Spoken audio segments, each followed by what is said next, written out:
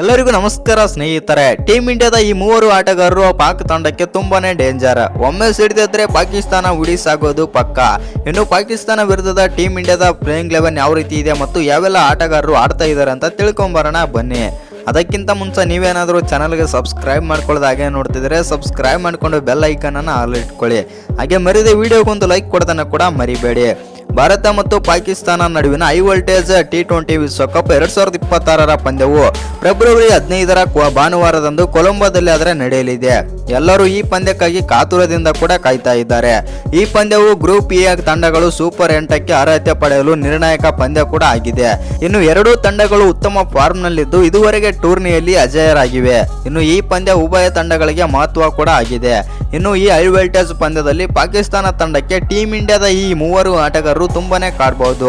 Team ಇಂಡಿಯಾದ ನಾಯಕ Suryakumar ಯಾದವ್ಗೆ Trump card ಎನ್ನಬಹುದು ಅಂತ ಹೇಳ್ಬೋದು ಈ ಮೂವರು ಆಟಗಾರರು.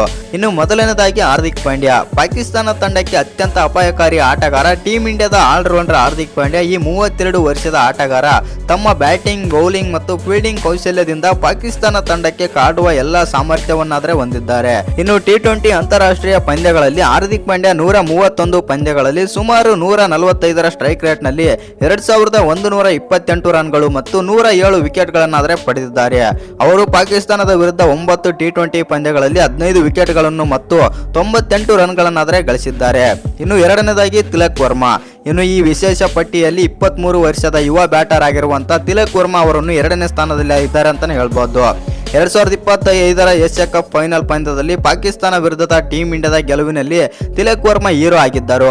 ದುಬೈನಲ್ಲಿ ನಡೆದ ಫೈನಲ್ ಪಂದ್ಯದಲ್ಲಿ ತಿಲಕ್ ವರ್ಮಾ 53 ಬಾಲ್ಗಳಲ್ಲಿ ಅಜೇಯ 69 ರನ್ ಗಳಿಸಿ ಭಾರತ ತಂಡವನ್ನು ಅದ್ಭುತ ಗೆಲುವಿಗೆ ಕೊಂಡೊಯ್ದರು.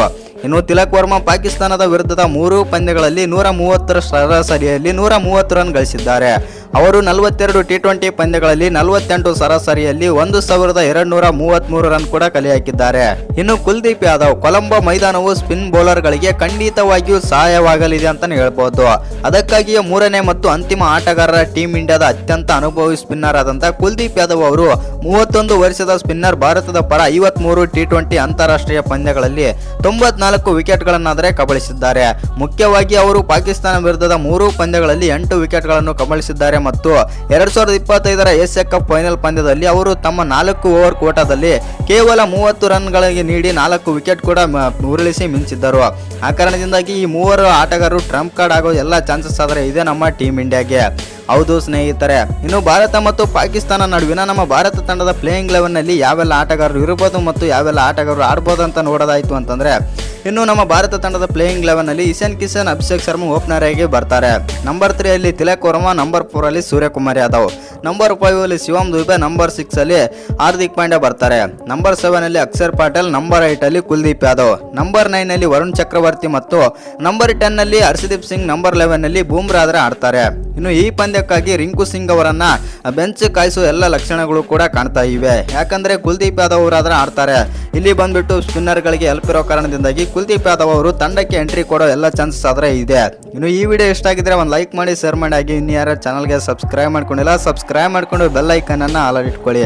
ಹಾಗೆ ಮರಿದೆ ವಿಡಿಯೋ ಒಂದು ಲೈಕ್ ಕೊಡೋದನ್ನ ಕೂಡ ಮರಿಬೇಡಿ.